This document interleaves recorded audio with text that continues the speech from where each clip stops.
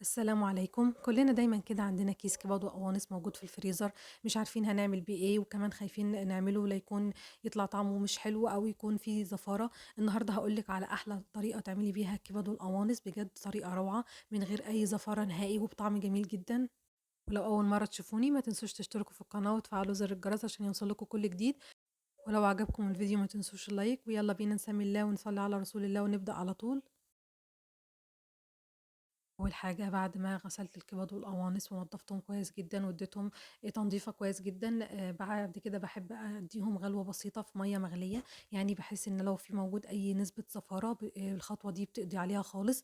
بانكّه المَيّة بعصير نُص ليمونة، عليهم ربع معلقة صغيرة من الفلفل الأسود، عليهم ربع معلقة صغيرة من الجنزبيل وورقتين لورا وكمان شوية ملح. بجد الخطوة دي مهمة جدًا. أول حاجة بانزل بيها هي القوانص القلوب، أو بانزّلهم يغلوا لمدة 5 دقايق بس.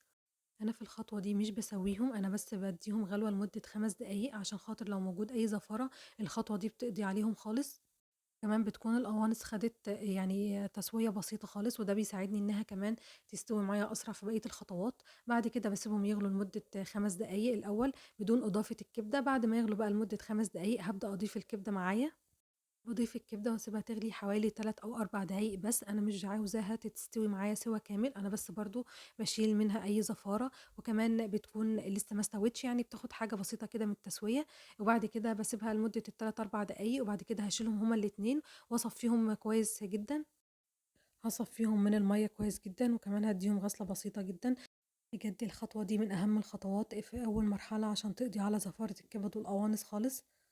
بعد ما صفيتهم من المَيّة كويس وغسلتهم كويس جدًا، بعد كده هابدأ أقطّع القوانص الأول لقطع صغيّرة زي ما أنتم شايفين معايا كده. أنا باحب أقطّعها لقطع صغيّرة، لو حابة تقطّعيها أكبر من كده ما فيش مشكلة، بس أنا باحب أقطّعها عشان تستوي معايا أسرع بالطريقة ديّة.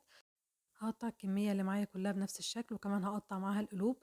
بعد كده هابدأ أقطّع الكبد. أنا باحب أقطّع الكبد لقطع كبيرة عشان إحنا عارفين إن الكبد بتستوي بسرعة، وفي نفس الوقت أنا مش عاوزاها تتهري منّي، عاوزاها تكون محافظة على شكلها زي ما أنتم شايفين معايا كده. أنا باحب أقطّعها لقطع كبيرة، لإن ممكن مع التقليب لو قطّعتها قطع صغيّرة تتفتت معاكِ، فعشان خاطر أحافظ على الكبدة وما تتكسّرش منّي أو تتفتت منّي هاقطّعها قطع كبيرة. بعد كده بقى تعالي نعرف الخضار اللي هنستخدمه معانا في الوصفة. أول حاجة معايا 3 بصلات متوسطين، يكون حجمهم متوسط، بابدأ أقطعهم لشرايح رفيعة زي ما أنتم شايفين معايا كده. لو حابة تقللي كمية البصل عن اللي أنا عاملاها، يعني مثلًا تخلّيهم بصلتين بس ماشي، بس ما تحاوليش تقللي أكتر من كده، لأن بجد البصل بيفرق في الطعم جدًا. بعد كده معايا 2 فلفل أخضر، ويا ريت يُفضّل يكون بلدي، بجد البلدي بيدّي طعم حلو جدًا معانا في الوصفة.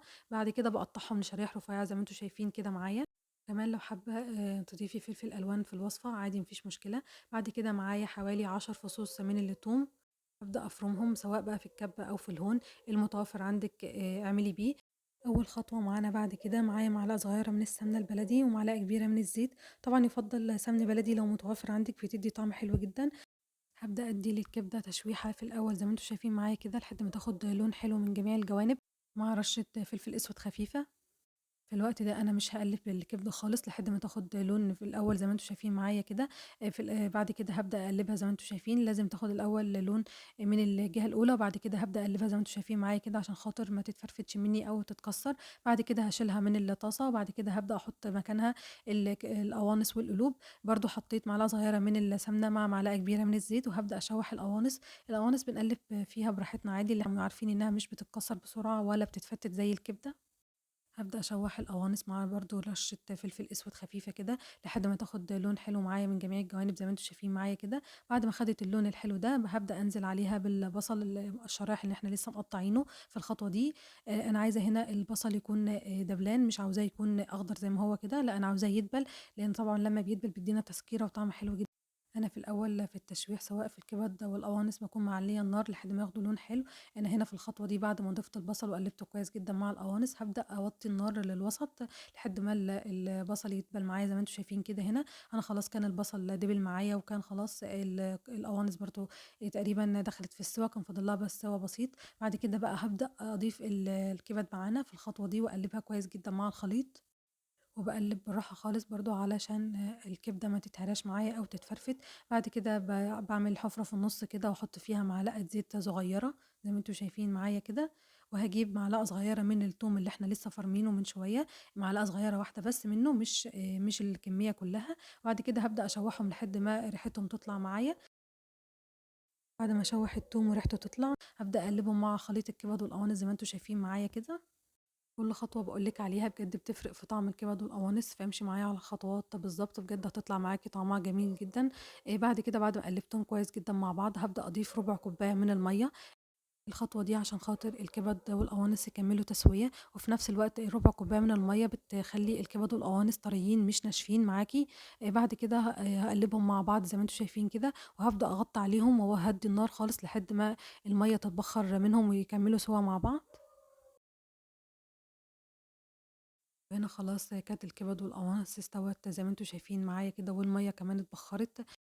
في الخطوة دي هابدأ أضيف معايا الفلفل الأخضر اللي إحنا لسه مقطعينه من شوية، وهابدأ أقلبه مع الخليط الكبد والقوانص والبصل. أنا هنا حطيت ليه الفلفل اللي في الآخر عشان خاطر أنا عاوزة الفلفل يكون مصحصح كده، ما يكونش دبلان زي البصل.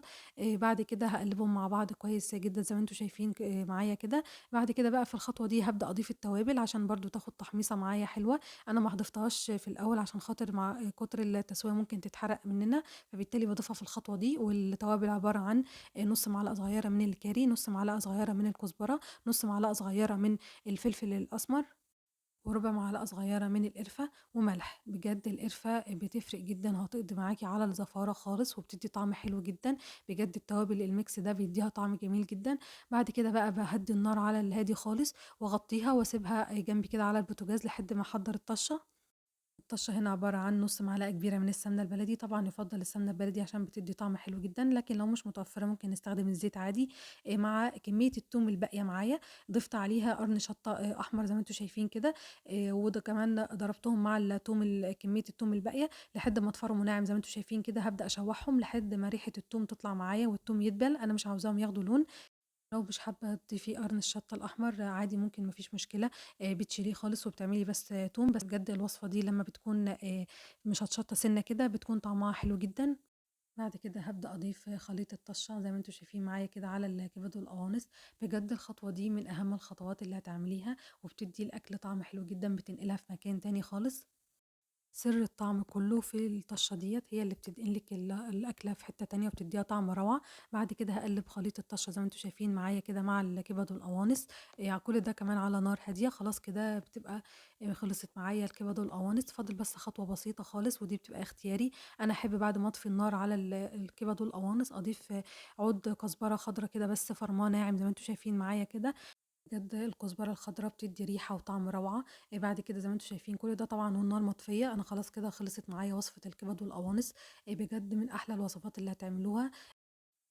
اعملوها بقى جنب مكرونة، اعملوها جنب عيش وطحينة.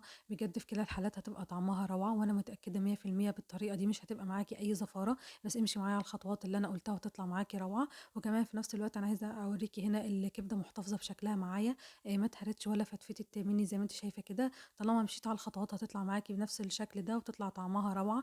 وكمان القوانص مستوية تسوية صح وحلوة جدًا. لو عجبتكم الوصفة ما تنسوش لايك وشير وكومنت في كلامكم الجميل. ولو أول مرة تشوفوني ما تنسوش تشتركوا في القناة وتفعلوا زر الجرس عشان يوصلكوا كل جديد.